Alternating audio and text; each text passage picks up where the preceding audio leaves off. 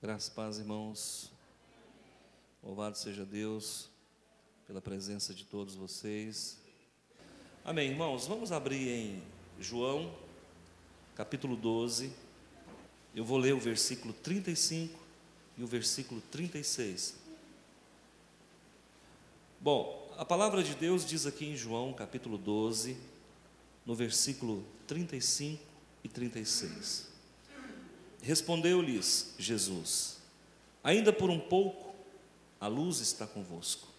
Andai enquanto tendes a luz, para que as trevas não vos apanhem. E quem anda nas trevas não sabe para onde vai. Enquanto tendes a luz, crede na luz, para que vos torneis filhos da luz. Jesus disse estas coisas e, retirando-se, ocultou-se deles. Senhor Deus, em nome de Jesus, estamos diante do teu altar nesta tarde, princípio de noite, e aqui, Senhor, queremos falar da parte do Senhor. Me permita ser um instrumento, um canal, portador da tua unção, e tantos quantos aqui estão, recebam a palavra, e essa palavra promova curas, libertações, transformação, tudo para a honra e glória do Senhor. Amém. Essa palavra luz me chama a atenção. E eu quero falar sobre andar na luz, ok? Luz não é matéria. Isso aqui é matéria.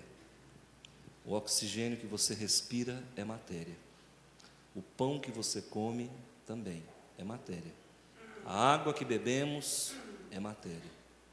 Luz não é matéria. Luz é uma irradiação. E a luz é muito importante. E a luz é tão importante que Deus criou o sol, uma estrela que nos ilumina e nos aquece durante o dia. Para tanto, à noite, o Senhor criou um satélite natural do planeta chamado Lua, que durante a noite reflete a luz do sol. Então, o planeta em que nós vivemos, o mundo em que nós vivemos, ele possui um ciclo de 12 horas. Durante 12 horas, um lado está claro, o outro está escuro. E assim, em 24 horas, fecha o ciclo, alternando claridade, escuro, escuro e claridade. Pois bem, por que a luz é importante? E ela é tão importante que Deus até fez estrelas luminares, a Bíblia chama de luminares, fez estrelas para compor o céu.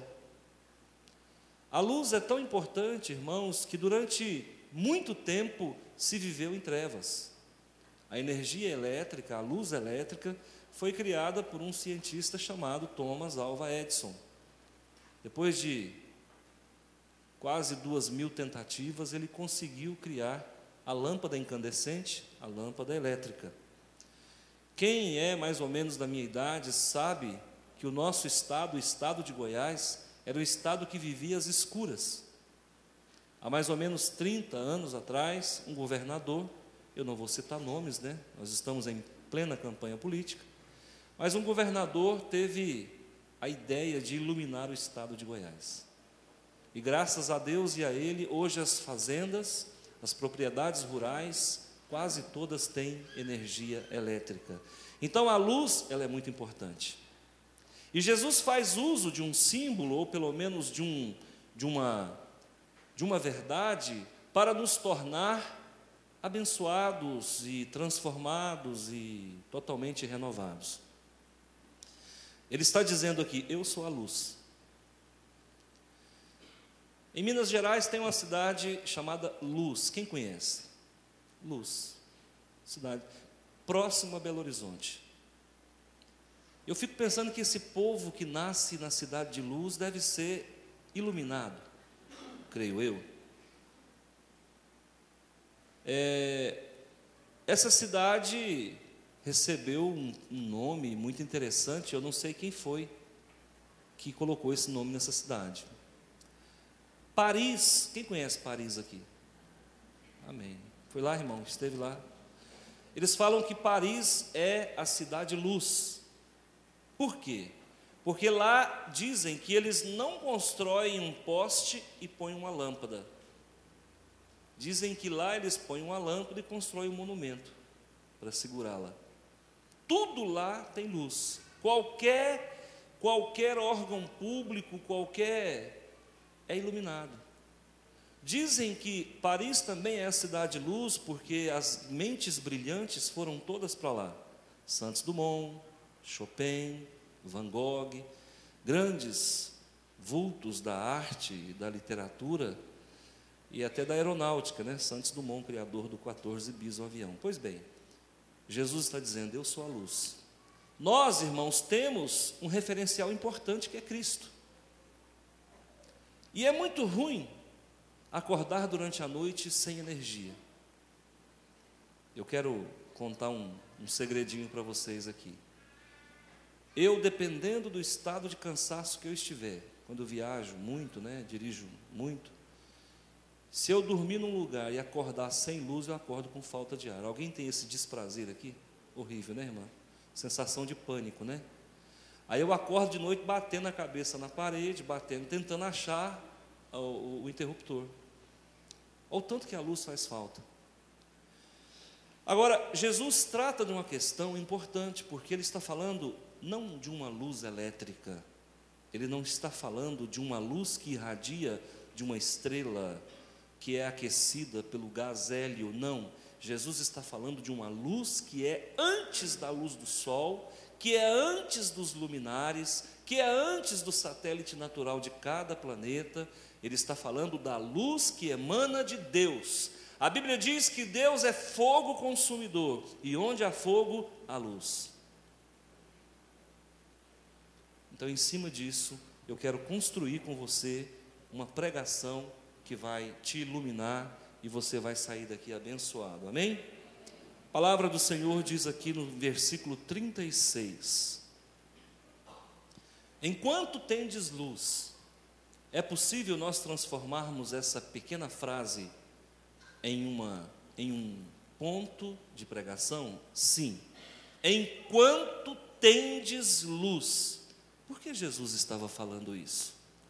Porque a luz que estava com os apóstolos em Cafarnaum, na Galileia, que estava com eles em Jerusalém, essa luz seria tirada, mas não apagada. Ninguém pode apagar a luz de Deus. Jesus estaria com eles 3 anos e meio, num ministério bombástico, que dividiria a história em antes de Cristo e depois de Cristo. Jesus foi a luz que fez um divisor de águas entre trevas e o conhecimento. Os homens saem de um anonimato sombrio e passam a ser luzeiros, expoentes da fé, com um nome projetado nos 4 cantos do mundo em que vivemos. Todos aqueles homens que se colocaram como discípulos de Jesus tornaram-se notórios. E hoje, quando se fala em Pedro, todo mundo lembra-se do pescador que se tornou ganhador de almas. Quando se fala em Paulo, se lembra do fariseu que se converteu ao cristianismo, que deixou de ser Saul, passou a ser Saulo, e deixou de ser Saulo e passou a ser Paulo. Paulo dos gentios. Por quê? Porque a luz de Cristo iluminou a vida dessas pessoas. E eu te pergunto, quem era você antes de receber a luz de Jesus? Eu te pergunto, onde você estaria nesse exato momento se a luz do eterno Senhor da glória não tivesse alcançado a sua vida? Talvez assistindo um programa do Faustão, talvez sentado numa mesinha do calçadão, talvez dormindo. Irmãos, como a nossa vida muda. Como nós mudamos a partir do momento que conhecemos Ele, Jesus. Por quê? Porque dentro de nós passa a brilhar algo que não é material, que é divino e que renova valores ou introjeta valores em nossas vidas e nos permite caminhar em novidade de vida. Jesus fala: enquanto tendes luz. Nós sabemos que Ele não caminha mais conosco entre os homens. Jesus não está mais caminhando conosco como homem de carne, mas Ele está caminhando conosco. Ele está na nave do templo. Eis que Ele está no templo. Ele ainda está conosco. Ainda temos a luz. Apesar de não podermos tocar nas suas vestes, não podermos sentir o perfume dele como no passado, Ele ainda caminha no nosso meio. O Espírito Santo ainda está conosco. O anticristo ainda não mostrou a sua face. E nós temos uma certeza de que não estamos aqui para ouvir um mero pregador, mas nós estamos aqui para ouvir alguém que fala da parte daquele que tudo pode. A minha vida foi transformada. Quantas noites deitei sem saber se pela manhã estaria vivo ou morto. Quantas vezes pequei dizendo: eu faço porque todo mundo faz, afinal de contas eu sou um ser humano. E hoje não. Hoje não faço porque as pessoas fazem. Não faço porque meu Jesus não fez. Hoje, irmãos, não tenho a preocupação de deitar e saber se amanhecerei com vida ou não, porque se com vida não estiver nesse mundo, nos braços do Senhor estarei. Como muda a nossa mente, como nós somos transformados por essas informações luminosas que vêm da boca de um rabi, de um galileu, de um homem que há de julgar vivos e mortos. Queridos irmãos, você tem a luz junto contigo. Talvez você não tenha professado ainda Jesus como teu Senhor e Salvador. Está esperando o quê? Jesus não precisa de simpatizantes. O nosso Senhor Jesus não precisa de amigos que o acompanhem a meia distância. Jesus não precisa regimentar um exército, formar um partido político. Não. Ele precisa de pessoas que o imitem. Como disse Paulo: sede meus imitadores como eu o sou de Cristo. Então, eu quero fazer para você, quero lançar para você um desafio que vai com certeza mexer com o seu eu interior. Você ainda tem a luz. Se você não disse sim para a luz, eu te convido hoje a verbalizar a frase que vai explodir as portas do inferno. Se tem uma coisa que incomoda o maligno, é quando alguém diz: eu quero Jesus na minha vida. Se tem algo que explode as portas do inferno, é quando alguém se reconhece pecador e diz: a partir de hoje eu não vou mais fazer isso. A Bíblia diz: não nos conformemos com o presente século. E o presente século, irmãos, é trevas. Apesar de Paris ser a cidade luz, muitos ali vivem em trevas porque são ateus, porque seguem deuses cujos ossos estão na sepultura, enquanto o nosso Jesus não tem mais ossos na sepultura. Hoje pela manhã falava do Santo Sepulcro, e eu fico encabulado, as pessoas tentando descobrir, e supostamente, segundo eles, descobriram onde Jesus foi enterrado. É uma grande inverdade, porque ninguém sabe se Jesus foi enterrado ali mesmo, no Santo Sepulcro, e as pessoas ficam fazendo romarias, indo àquele lugar, venerando o lugar. Irmãos, nós não temos que venerar lugar, nós não temos que divinizar coisas. Eu vejo religiões que divinizam copos. É o Santo Graal, é o último copo que Jesus tomou a ceia, é o Santo Sepulcro. Irmãos, negativo. Nós não temos que divinizar coisas. Isso não é luz, isso é treva. Nós temos que reconhecer a divindade dele, que abriu mão da sua glória, vestiu uma roupa como essa que você está nela, para dizer: enquanto tendes luz. Trago boas novas para você, que ainda não confessou Jesus como Senhor e Salvador. Ainda é tempo. A porta da graça está aberta. O Evangelho está sendo pregado. Enquanto muitos fecharam a Bíblia para seguir ensinos de demônios, porque nos últimos tempos muitos apostatariam da fé. Eu digo para você, ainda existe um canal, como eu acabei de dizer, ainda existe pastores e igrejas que pregam da parte de Deus e não se valem de meias verdades para agregar milhões de pessoas. Pelo contrário, o Evangelho deve ser aquele que nos leva à reflexão. A palavra deve ser aquela que nos sacode, que nos coloca de novo no centro da vontade de Deus, que nos coloca no trilho da santificação, para que possamos alçar um voo rumo a uma vida com Deus. Segundo, no versículo 36, nós temos assim, crede na luz. Eu fico pensando, irmãos, se tirar a fé de mim, o que sobra? O que sobra se tirar a fé que eu tenho em Jesus? O que sobra?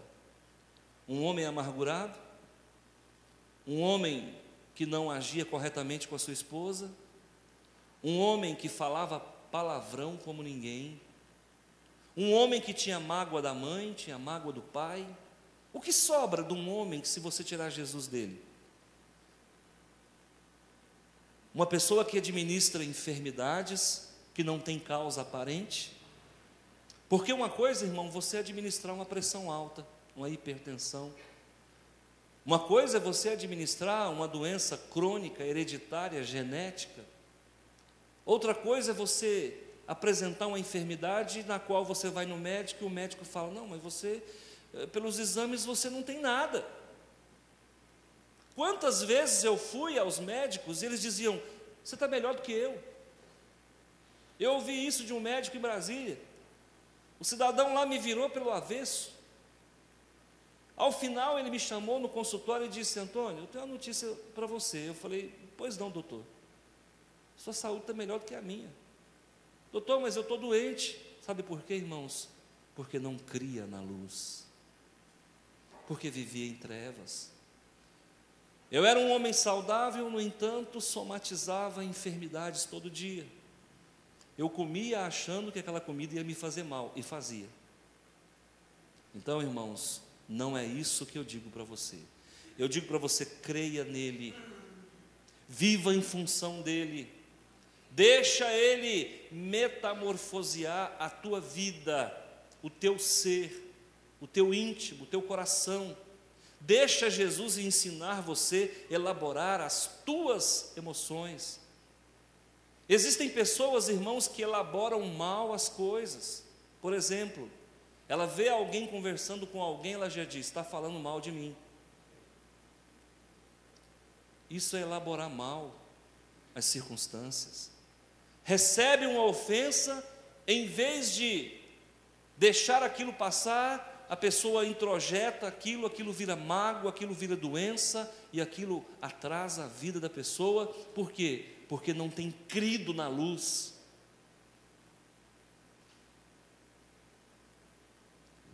Quem conhece fungo, quem conhece o líquens, que dá nos galhos de pau? Quem conhece bolor que dá em alguns alimentos? Todo mundo conhece? Você sabia que esses micro-organismos, eles vão se manifestar segundo alguns parâmetros? Tem que haver matéria orgânica. Segundo, tem que haver uma certa pouca luz. Tem que ser um local úmido. Então, quando nós temos pouca luz, irmãos, em nós começa a nascer alguns parasitas das emoções, parasitas da espiritualidade. E eu, irmãos, tenho assistido de camarote a presente geração sendo acometida por um mal chamado depressão. Irmãos, nós estamos num mundo que até cachorro já tem depressão. Verdade. Quem já viu falar isso? Você já percebeu que você vai viajar, seu cachorrinho fica triste? Já percebeu? Está deprimido. Está deprê. Esconde as facas que ele pode tentar suicídio. Tem gente levando o cachorro em psicólogo. E eu fico tentando imaginar como é essa consulta. Verdade, irmãos? Sabe por que tudo isso acontece? Porque as pessoas estão doentes da alma, não creem na luz, e quando a gente não deixa a luz entrar, os parasitas da fé, os parasitas vampiros espirituais, começam a sugar as nossas energias. Eu acredito sinceramente que a luz cura a depressão. Você encontra algum personagem da Bíblia que entrou em depressão? Sim. Quem? Elias. Elias entrou em depressão. Como é que Deus curou a depressão de Elias? Come. Come, filho, primeiro. Come. Depois dorme. Verdade? Vai comer, seu problema é fome. Dorme, levanta e anda. E atinge exatamente aquilo que é o cerne da enfermidade. Normalmente os depressivos não querem comer. Normalmente os depressivos não dormem. Normalmente eles não agem, eles não obedecem e eles só guardam mágoa. São os 4 sintomas da depressão. Então, para isso come, dorme, levanta, anda e obedece. Cala a boca e vamos trabalhar. Serviço cura a depressão. Tem gente que fala, pastor, estou tão deprimido, como é que você está orando, irmão? Não tem orado. Oração cura a depressão. Dá até samba isso aí. Então, quando você crê na luz, e crer na luz é crer no que eu estou lhe dizendo. Eu estou aqui a serviço do reino, falando uma palavra de Deus para a tua vida. Creia nisso.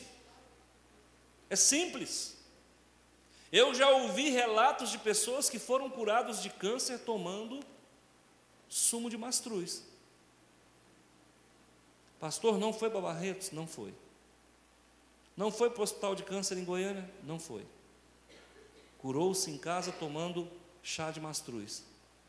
Então, irmãos, preste atenção.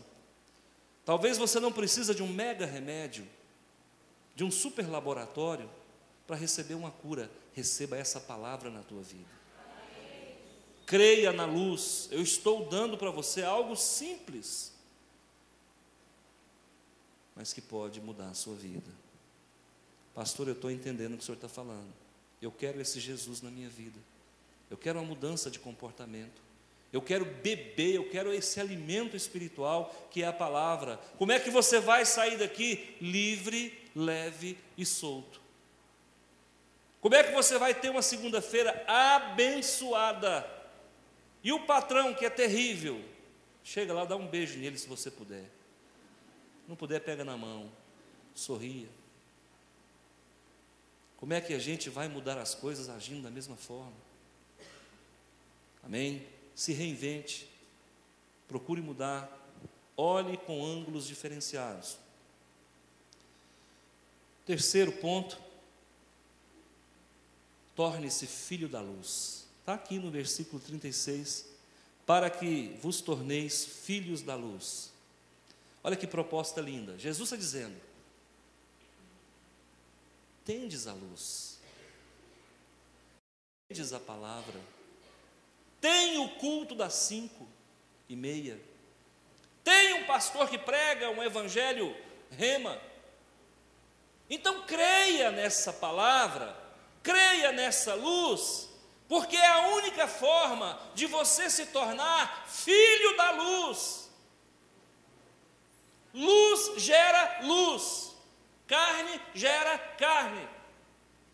Por que as pessoas vão na igreja um dia, 2, 10, 20, 1000 e não melhora em nada? Ou não está recebendo a luz, aquilo que é jorrado não é luz, ou não deixa aquilo penetrar dentro de si. Então eu te digo, você tem a luz, está no momento luz, está recebendo luz, creia na palavra. Credes em Deus, crede também em mim. Vou preparar-vos lugar para que onde eu esteja, estejais vós também. Enquanto muitos de nós estamos aqui, irmãos, administrando picuinha, administrando conversas futricas, enfermidades mais psicossomáticas do que genéticas, Jesus está trabalhando e construindo uma mansão celestial para que nós possamos morar com Ele. Isso não te alegra? Enquanto muitos estão aqui querendo morrer, Jesus está dizendo: calma que eu vou te buscar, cidadão, não tenha pressa. Não tenha pressa que o teu quarto não colocou cerâmica e o banheiro está sem vaso, espera, meu filho. Tornar-se filho da luz, irmãos, é tornar-se luz. Tornar-se filho da luz é ser portador da unção de Deus. Tornar-se filho da luz é tornar-se quisto, bem quisto. Se você chega num local e desmancha a roda, você ainda não é luz. Alguém conhece alguém que desmancha a roda, irmão? Você não é um desses não, né? Misericórdia, miséria queima. Tem pessoas que quando vem o povo lá vem. Tem pessoas que falam assim: você podia ir lá naquele lugar para mim e resolver aquele problema. Não, ele é muito complicado. Vai você, fala, por favor, eu estou te pedindo que eu não estou aguentando. Irmãos, por que tem pessoas que são, e o que é pior? Às vezes são crentes. Um dia um moço falou para mim assim: lá no meu serviço todo mundo me odeia. Crente. Eu falei: uai, irmão, por quê? Não, eles me xingam. Mas por que eles te xingam? Eu não sei, eu sabia por quê. Falei: irmão, não tem alguma coisa errada na sua vida, não? O que é isso, rapaz? Eu tenho uma vida reta. Mas é chato, é inoportuno, é pedante, é melhor do que todo mundo. Ninguém suporta isso. Esse não é filho da luz, esse não creu na luz e esse não vive na luz. Então, para se tornar filho da luz é se tornar semelhante a Jesus. Receber um tapa aqui, dá o outro. Não é o que a gente tem visto. Eu tenho visto na igreja pessoas, irmãos, que na reação não é crente nem aqui, nem em lugar nenhum. Porque ser crente na ação é muito fácil. Graça e paz do Senhor, irmão. Isso é muito fácil, irmão. Você me desculpa. Isso é muito fácil. Dar bom dia e dar boa tarde é muito fácil. Agora eu quero ver na reação. Quando lhe pisam no calcanhar, qual o nome que você fala? Jesus.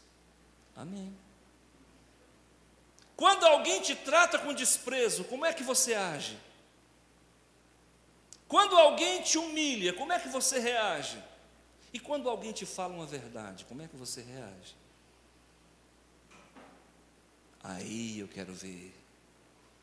Por pequenas coisas nós conhecemos pequenas pessoas. E por pequenas coisas nós conhecemos grandes pessoas.